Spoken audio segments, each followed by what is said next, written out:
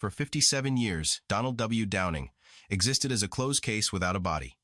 An Air Force officer vanished on a night flight, leaving only a name carved into stone. Marion accepted a folded flag while standing in the damp grass of her yard, the fabric stiff in her hands. "We have no remains to bring home," an officer told her. "I can't pretend I know what it felt like for Downing to fasten his wedding watch that night." Decades later, a DPAA investigator reopens the file. Death can be declared. Being found is something else. Donald W. Downing was 33 years old, and his life still ran on habits he trusted more than intuition. On the day of the night mission, nothing about his movements suggested an ending. He behaved like a man who expected to come back and continue exactly where he had paused. Before every night flight, he called home. The phone was mounted on a pale wall outside the ready room, its cord stretched and twisted from years of use. Downing stood close enough that his shoulder brushed the paint. He kept his helmet on the floor by his boots. The strap loosened. His flight jacket was zipped halfway enough to feel prepared without feeling closed in. "Hi, Mari, it's me." Marion heard the steadiness immediately. She had learned to read his voice the way others read faces. The children were already asleep. She covered the mouthpiece with her palm before answering. "Hi," she said. "You sound tired." "Normal tired," he replied. The manageable kind. She asked about dinner. He told her the truth. "Coffee," he said. "Mostly coffee." She made a small sound of disapproval, familiar enough to make him smile. "You're going to forget what real food tastes like," she said. "Then you'll remind me," he answered. They talked about things that did not matter, and mattered completely. A loose hinge on the back door. A permission slip one of the children had misplaced.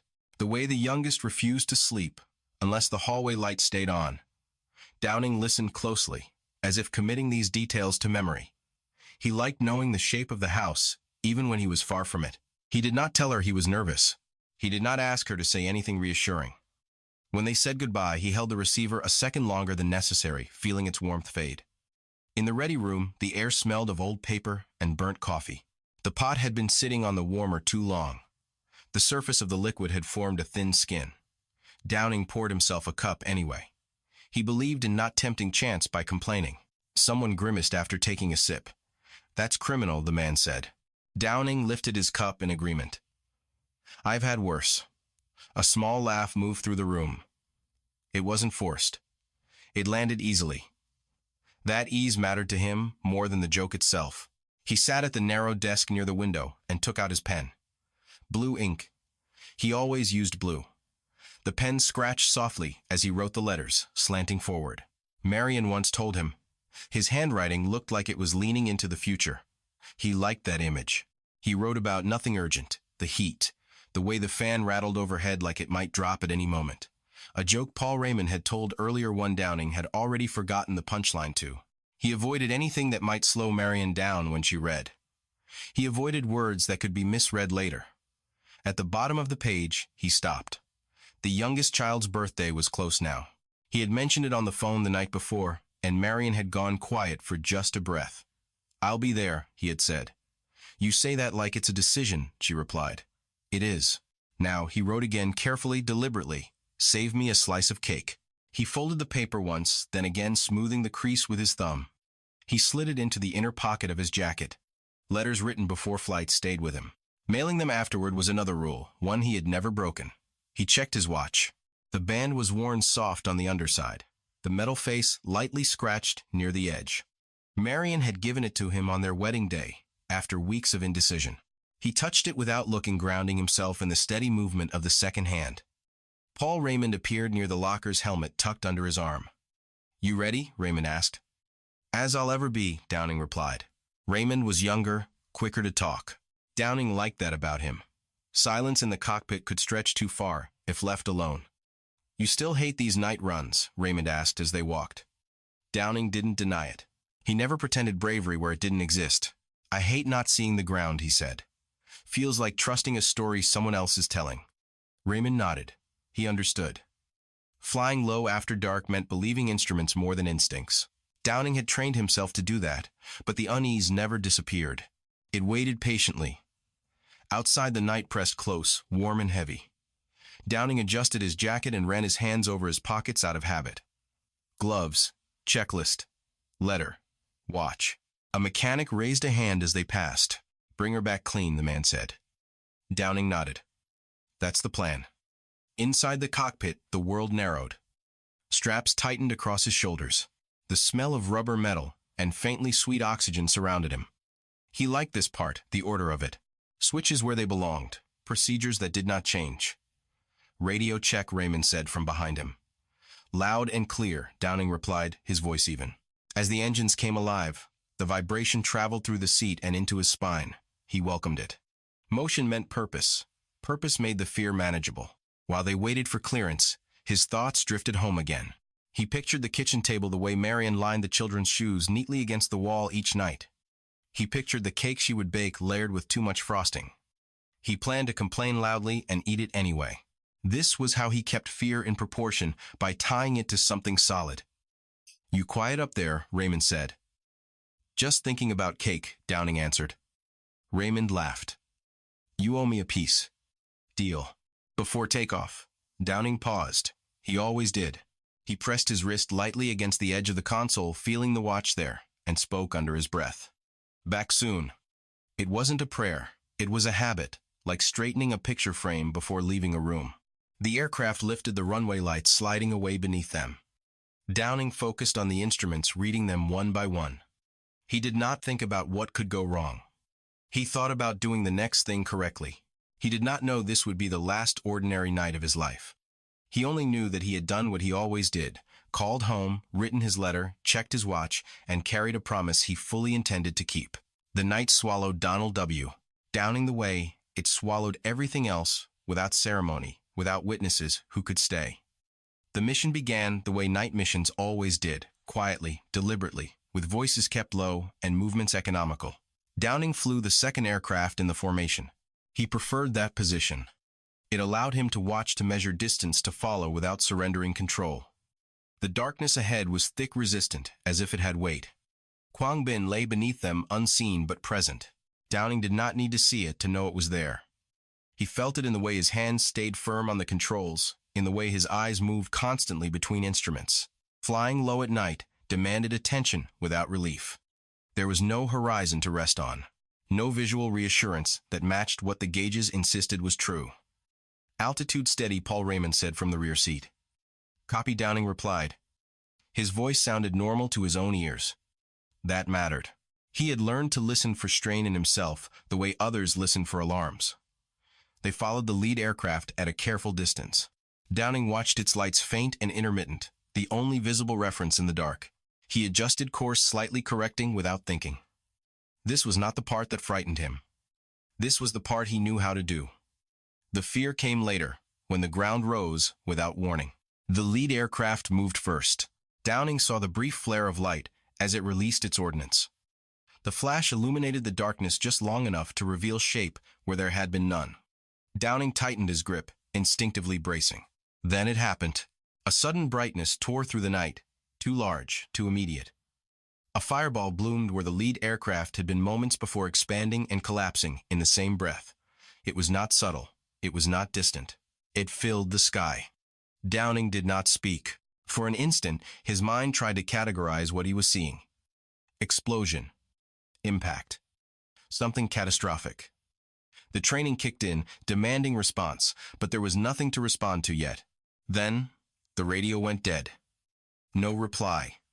No confirmation. No voice. "Lead, come in," Raymond said, his tone controlled but sharpened. Downing tried next. "Lead, this is 2. Do you read?" Only static answered. The sound pressed against Downing's ears, empty and unhelpful. He adjusted frequency check settings, tried again. Each attempt returned the same result. Nothing. They circled, careful not to descend further. Downing searched the darkness for signs his eyes could barely hope to find. A parachute. A flare. Anything that suggested survival. The night refused to offer even that. "Time," Raymond said quietly. Downing nodded, though Raymond could not see him. He marked it internally. Seconds became minutes. 25 minutes of calls, each one less hopeful than the last. Each one unanswered. There was no visible debris, no signal from an emergency beacon. No movement below that could be distinguished from shadow. Downing felt the muscles in his jaw tighten. He forced them to release. This was the moment when imagination became dangerous. He did not allow himself to picture what might have happened. He stayed with what he could verify: radio silence, darkness, the absence of evidence. Eventually, there was nothing more they could do without risking becoming part of the same darkness. Downing acknowledged the order to disengage. His voice did not shake when he did. On the flight back, the cockpit felt smaller. The instruments glowed steadily indifferent. Downing kept his eyes moving, his hands precise. He did not speak unless required. Raymond respected the quiet. When they landed, the night felt different. He could not have explained how. The air was the same temperature, the lights the same brightness. But something had shifted, and he felt it settle into his chest like a weight. By morning, the search began. Aircraft flew patterns over the area where the fireball had been seen. Observers scanned the canopy of dense forest below eyes, straining for shapes that refused to separate from green. Electronic equipment listened for signals that never came. Downing was not there to see it, but the absence was already being measured. No beacon, no wreckage, no trace. The terrain did not yield easily. Limestone ridges cut through the forest, steep and irregular. The canopy swallowed everything that fell into it. What went down did not come back up. For Downing, the story stopped there. For Marion, it began days later, in the quiet of her own yard. She had just put the children down when she heard footsteps outside. Two men stood near the gate, their posture unmistakable. The grass beneath her feet was damp as she stepped forward. She noticed that detail later, how ordinary it was. "We're from the Air Force," one of them said. She nodded. She already knew. They did not say he was dead. They said he was missing. They said his aircraft had failed to return. They said the words carefully, as if precision could soften them. Marion did not cry. Not then. She listened. She held the edge of the porch railing to steady herself. "When will you know more?" she asked. "We'll continue searching," the officer said. "We'll let you know." The children watched from the doorway. Marion turned and told them their father was late, that he would call when he could. She believed this was the best way to begin. Weeks passed, then months. The search yielded nothing new. The absence became official, recorded, categorized. Downing's name moved onto lists, onto forms. His watch, his letter, his promise remained suspended in time. The years did what years always do. The children grew. Birthdays passed. Marion learned how to answer questions without answers. She learned how to live in a state where death had been suggested but not proven. After 11 years, the paperwork changed. The designation shifted. Missing became killed. A signature replaced uncertainty. The language hardened. Marion was informed formally. The words were final on paper, but they did not carry weight in her hands. There was still no body, no grave, no physical proof that matched the declaration. She accepted another folded flag. This one felt different from the first. Heavier somehow. It marked an ending that had not been felt. For Downing's children, their father acquired a status without a date. He was gone, but not placed. Stories about him did not have conclusions. Questions did not resolve. He existed as a figure who could not age. The silence stretched. It filled decades. It outlasted the war itself. It remained after documents were filed away and offices changed names. Downing did not move. He stayed where the night had left him, fixed in a moment that refused to explain itself. I can't pretend to know what it meant for him to vanish, without a trace, to be declared without being found. I only know that the quiet that followed was not empty. It pressed on everyone who waited, shaping lives around what could not be confirmed. The night at Quảng Bình did not end. It simply stopped answering. Donald W. Downing returned to the world through paper first, not soil. A DPAA investigator opened the file in a quiet office far from Quảng Bình.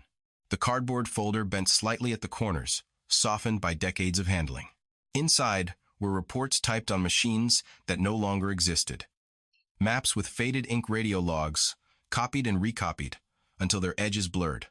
Downing's name sat at the top of each page, unchanged by time. Dates shifted, coordinates drifted, but the name stayed fixed. The investigator did not picture the man yet.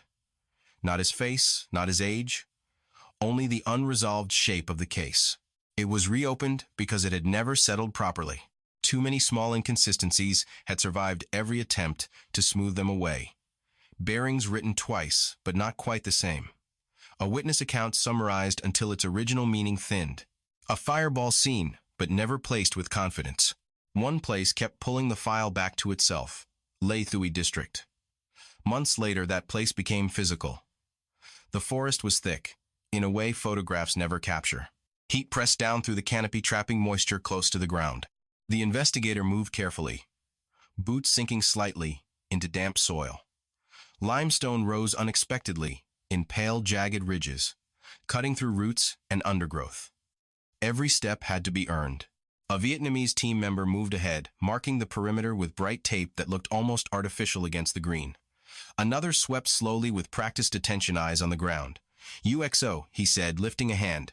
Everyone froze. The fear was immediate and specific. Old explosives did not decay politely. They waited. After careful checks, the signal came to proceed. The digging began. They did not dig deeply at first. Soil was removed in thin layers, passed through screens by hand. Dirt fell away grain by grain. Sweat darkened shirts. Gloves grew slick. The investigator watched, saying little. This was not a moment for urgency. Metal appeared before anything else. At first, it was nothing more than a warped fragment, blackened and dull. It would have been easy to dismiss.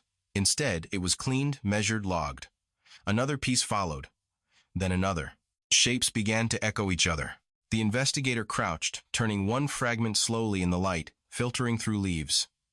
Heat had twisted it. Time had softened its edges. This is aircraft, he said quietly. No one argued. They widened the area with care.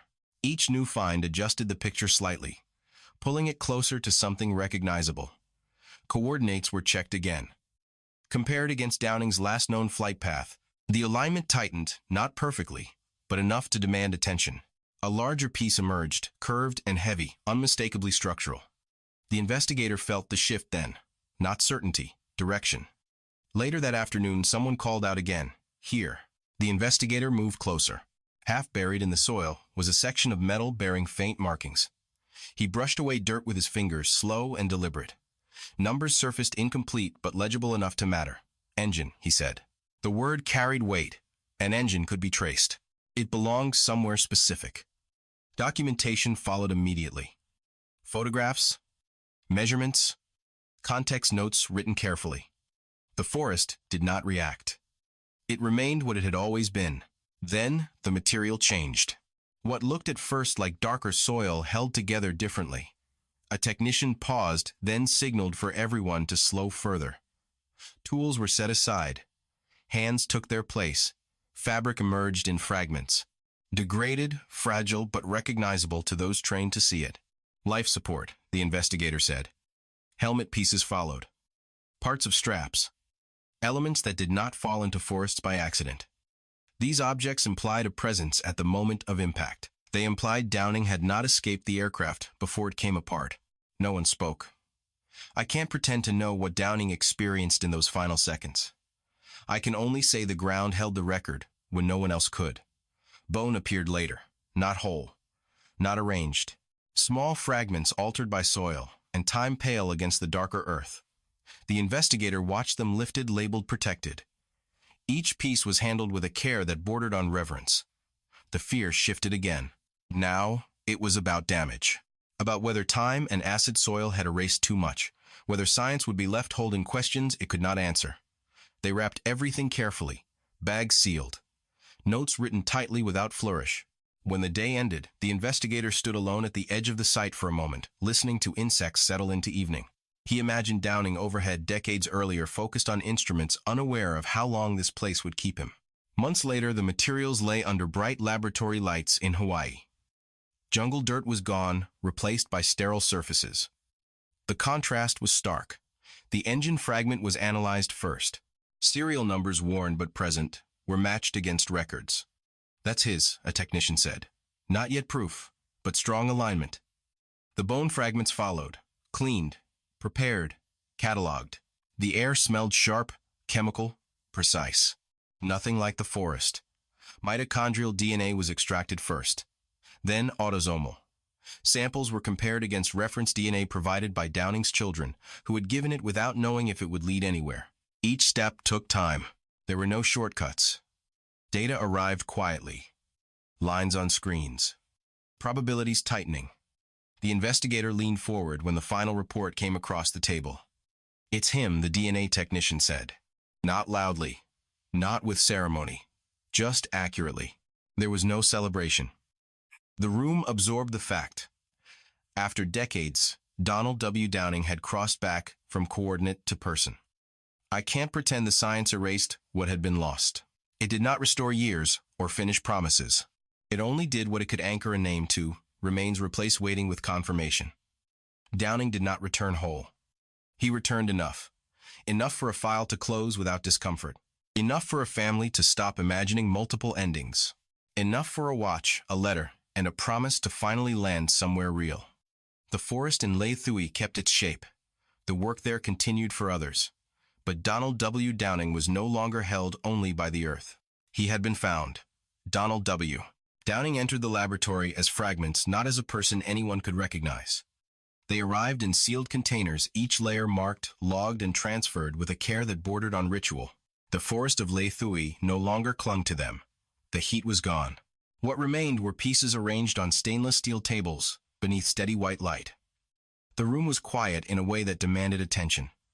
Temperature fixed, air filtered. Time slowed to match the work. A forensic anthropologist stood still before touching anything. She always did. The first moment mattered. It set the tone for everything that followed. "These have been through a lot," she said softly. The bone fragments were small, incomplete, altered by decades in acidic soil. Edges that had once been sharp were rounded. Surfaces were porous. They no longer resembled a body. They resembled a question that had waited a long time for the right tools. She lifted one fragment with tweezers, turning it slightly under the light. "Adult male," she said after a pause. Consistent with the reported age range. Not an answer. A narrowing. Nearby, an aircraft recovery specialist examined the metal components. The engine fragment rested on a padded surface, heavy and inert. Heat had warped it. Corrosion had dulled it. Still faint markings remained. Numbers that meant nothing to most people meant everything here. Records were pulled from archives that had outlived the war itself. Old maintenance logs, assignment sheets, serial number registries preserved by habit more than foresight. The specialist compared each digit slowly twice.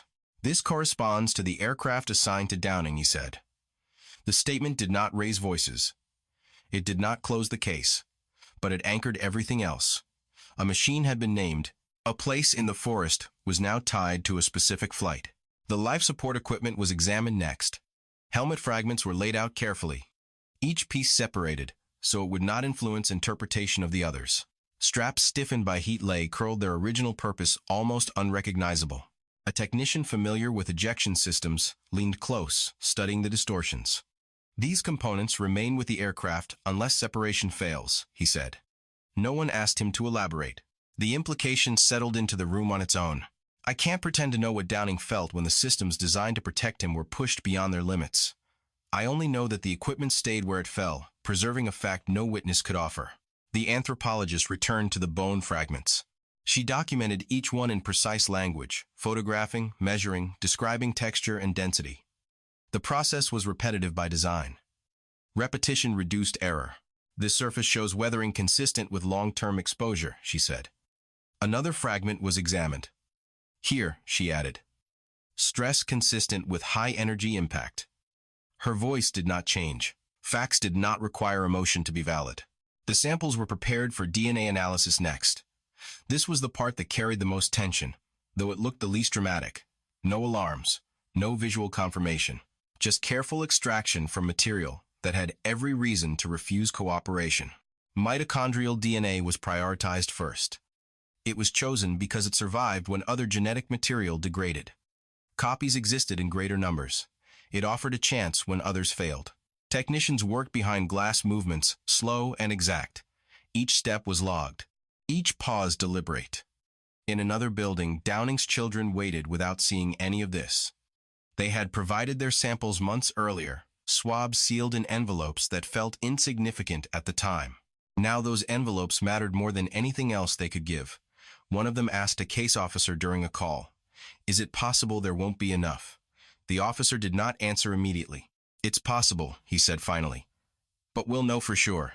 Waiting changed shape here. It was no longer abstract. It was measured in processing times and test results. Back in the lab, autosomal DNA analysis followed. It was more demanding, more precise. It required clearer material. It offered stronger confirmation. Data appeared as patterns on screens. Lines aligned. Percentages tightened. Each result narrowed the space where doubt could hide. The lead DNA technician reviewed the final comparison twice before speaking. "This is a match," she said. Parent-child relationship confirmed. The room did not react. No one moved. The fact settled quietly like dust after disturbance. The case officer received the report and read it without expression. Then he picked up the phone. "We have a positive identification," he said when the call connected. "It is Donald." There was a pause on the line, breathing uneven and unguarded. "So it's really him," one of the children said. "Yes," the officer replied. "It's him." Nothing else followed. There was nothing else to add. Paperwork began immediately. Reports compiled. Findings cross-referenced. Anthropological analysis aligned with DNA results. Aircraft evidence supported location data. A totality formed piece by piece, stronger together than any single element could have been alone. I can't pretend science made this gentle. It did not soften the truth. It simply replaced guessing with confirmation. It ended the habit of imagining multiple endings. Downing's status changed again, not just on paper, but in meaning. The word accounted for appeared on the file. It was an administrative term, but it carried weight. It meant the waiting had reached a boundary. Preparation for return followed strict protocol. Remains were placed in a container designed to protect what little remained. Documentation accompanied it at every step. Nothing was assumed. Nothing was left unverified. As the container was sealed, a technician paused briefly, resting a hand on the lid. "Ready," she said. "I can't pretend to know whether Downing would have believed this moment possible. That strangers decades later would rebuild his ending from fragments, numbers, and probability. I only know that patience did what urgency never could. The fragments had spoken. Not loudly, not all at once, but clearly enough. For the first time since that night over Quảng Bình, Donald W. Downing's story moved forward with evidence instead of hope. The call reached Marion Downing. On a morning that had given no warning it would be different. Light moved slowly across the floor of the kitchen, stopping at the edge of the table. The house was quiet in the particular way it became when no one was expected to arrive or leave. Marion had learned not to rush anymore. Waiting had trained her body into patience she had never asked for. The phone rang. She let it ring once more than necessary, then answered. "Mrs. Downing," the voice said, careful, practiced. "This is the Department of Defense." She did not stand. She did not pace. She sat down where she was, the chair cool against the backs of her legs, her hand already tightening around the receiver. "We have identified your husband." The words did not arrive together. They separated themselves one by one as if they needed room. "Identified your husband." Marion felt her breath stop, then restart shallow at first. So she said, her voice steadier than she expected, "It's Don." "Yes," the officer replied. "It is Donald W. Downing." Marion closed her eyes. For a long moment, she said nothing at all. When she spoke again, her voice had dropped lower. "Thank you," she said. "Thank you for telling me." After the call ended, she remained seated. The room had not changed. The same table, the same window, the same faint mark on the wall where a chair had scraped it years earlier. But inside her body something shifted, something she had carried so long it felt permanent. A tension loosened, not dramatically, but enough to notice. I can't pretend to know what it means to receive certainty after decades of conditional language. I only know Marion had lived with Don's name in 2 states at once, officially concluded, personally suspended. Now it had weight again. It belonged somewhere specific. She called her children one by one. "I need you to sit down," she said to the first. There was silence on the other end, then a breath. "What is it?" "They found him," Marion said. "They know it's him." Some cried immediately. Some went quiet. One asked the same question twice, as if repeating it might change the shape of the answer. "So he's really been there all this time," one of them said. "Yes," Marion replied. "And now he's coming home." For the children, the news rearranged memory. Their father had existed as a story told without a physical ending, a presence defined by photographs and habits remembered secondhand. Now he had a location again. He could be spoken of without hesitation. Arrangements followed, practical and unavoidable. Dates were proposed. Forms arrived. Decisions had to be made about uniforms, music, words to be spoken aloud. Marion moved through these steps carefully, surprising herself with how certain she felt. She had waited long enough to know what mattered. When the day of the burial at Arlington arrived, the air was warm and still. Summer did not press harshly. It rested. Marion walked slowly, supported by her children, feeling the ground beneath her shoes. Each step felt deliberate, anchored. The casket was carried forward with precision. The sound of measured footsteps echoed briefly, then disappeared. Marion watched closely, her hands folded tight, the fabric of her dress rough beneath her fingers. A chaplain spoke. His voice was calm, practiced. Marion listened without attaching herself to individual sentences. Her attention stayed fixed on the casket, on the fact that it existed at all. This time, when the folded flag was brought forward, she noticed the difference immediately. Decades earlier, when she had been handed a flag without a body to accompany it, the fabric had felt symbolic, a substitute for something withheld. Now it was anchored. It belonged to something tangible. The officer knelt before her. On behalf of a grateful nation, he said. Marion accepted the flag. It felt heavier than she remembered. Or perhaps she was simply more aware of weight now, after years of holding something that had none. One of her children leaned close. "He's here," they whispered. Marion nodded. "Yes," she said. "He is." After the ceremony, the family lingered. Leaves moved softly overhead. The air carried the faint scent of grass and stone. Before the casket was lowered, Marion stepped forward and placed her hand on its surface. It was smooth and cool. "Donnie," she said quietly, "you took your time." Someone nearby let out a soft, uneven breath that might have been a laugh or a sob. Later, when people began to drift away, Marion remained seated. She looked at the marker, newly set the letters sharp and exact. For the first time, a date existed where there had only been an open-ended question. I can't pretend this moment returned what had been lost. Years had passed without Don at the table, without his voice in the house, without the steady tick of his watch in the dark. Those years remained what they were, but something else had ended. The guessing had finally stopped. That evening back at home, Marion placed the folded flag on the shelf she had prepared. She stood there longer than she intended, fingertips resting lightly against the edge. For decades she had lived between two truths, one declared by paperwork, one withheld by circumstance. Now they had converged, not gently but firmly. She went to the closet and pulled out an old box. Inside were letters she had kept, edges worn thin from being handled too often. She chose one at random and unfolded it carefully. The paper was fragile now. The ink had faded, but the words remained. "Save me a slice of cake." Marion smiled, small and private. "I did," she said aloud. Later, the children gathered, sitting close together, sharing memories that now felt steadier. Stories no longer drifted into speculation. They settled into place. One of them said, "I wish he could see all of this." Marion thought about that. She did not answer immediately. "He doesn't need to," she said finally. "We know. I can't pretend closure arrives all at once. It doesn't. It comes in pieces, like everything connected to Don. But this was a change that mattered. It allowed the living to stop rehearsing possibilities.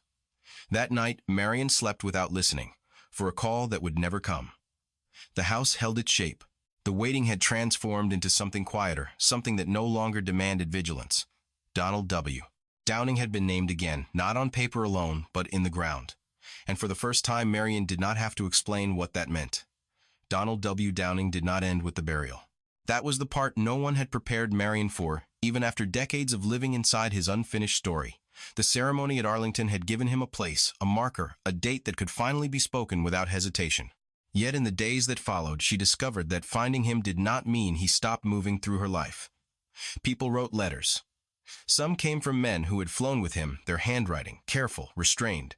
Others came from families Marion had never met, names she recognized only from lists and meetings she once attended and later stopped attending, because the effort of hoping alongside strangers had grown too heavy.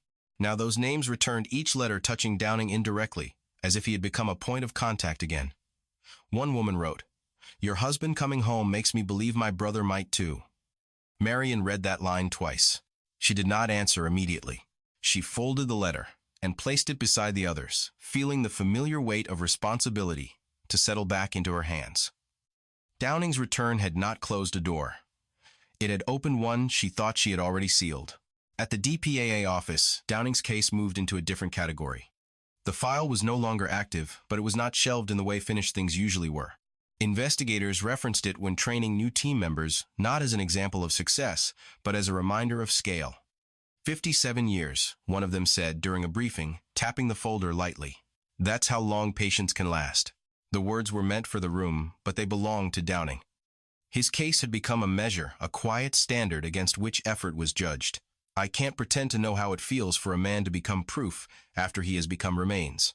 I only know that Downing's name carried more motion now than it had when it was carved into stone without a body beneath it.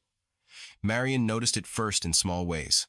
At the grocery store, someone she did not recognize stopped her near the produce aisle. "You're Mrs. Downing, aren't you?" the woman asked. Marion nodded cautiously. "My father was missing too," the woman said. "Your husband. It helped my mother. She passed before they found him, but still, it mattered." Marion thanked her. Afterward, she sat in her car longer than necessary, hands resting on the steering wheel, letting the words settle. Don had always been uncomfortable with attention. He preferred doing things quietly, competently, without drawing notice. She imagined him reacting to this new role he had been given, without consent. "You always hated being an example," she said aloud. At home, she began sorting through things she had avoided for years. Not because they were painful, but because they felt unfinished. Downing's belongings had lived in boxes, labeled carefully, and then ignored. Now with him returned, Marion felt permitted to open them. She found the watch first. It was wrapped in a handkerchief she did not remember choosing. The band was still worn smooth on the underside. When she wound it, the movement responded immediately. The second hand beginning its steady circuit. The sound filled the room softly. She remembered something she had not thought about in decades. Don used to wind it every morning, always before speaking. It had been a small ritual, unnoticed until it stopped. This detail felt new, not because it had never existed, but because it had never mattered until now. "I forgot you did that," she said, holding the watch to her ear. The sound grounded her. It was mechanical, reliable. It did not promise anything beyond the next second. Marion placed the watch beside the folded flag. For the first time, the objects felt like they belonged to the same moment. Downing's children visited more often after the burial. Conversations shifted. They spoke about him less as an idea, and more as a person whose habits could be remembered without strain. "He used to hum," one of them said one evening, surprising the others.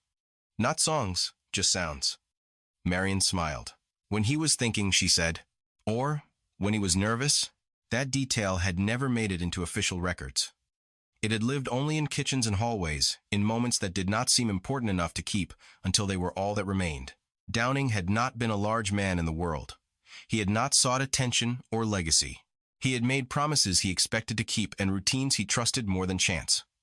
Now those qualities were what lingered most clearly. At Arlington, visitors began leaving small tokens near his marker. Not many. A folded note. A coin. Once a slice of paper with nothing written on it, just a careful crease. Marion did not remove them. She let them stay until the groundskeepers cleared the area gently, respectfully. She liked the idea that people paused there even briefly because of him. I can't pretend this made the waiting worth it. Nothing could. But it changed the shape of what followed. Downing's life no longer ended in suspension. It extended quietly into others' patience. At DPAA, the team that had worked on his case moved on to the next file. They always did. But his name stayed in conversations longer than most. "Remember Downing," someone would say when doubt crept in. Remember how long that took? The reminder was not about hope. It was about endurance. Marion wrote back to the woman whose letter had stayed with her. "I don't know if finding Don makes anything easier," she wrote. "But I know that knowing where he is changed how I breathe. I hope that for you." She folded the letter carefully before mailing it. Some habits never left. On a quiet afternoon, months after the burial, Marion returned to Arlington alone. She did not bring flowers. She brought the watch. She stood for a long time without speaking. The marker was cool beneath her fingers. The letters were already familiar. She placed the watch on the stone and listened. The ticking was faint in the open air, almost lost to wind and distant movement. She leaned closer, as if proximity could preserve the sound. "You always said time was something you could manage," she said softly.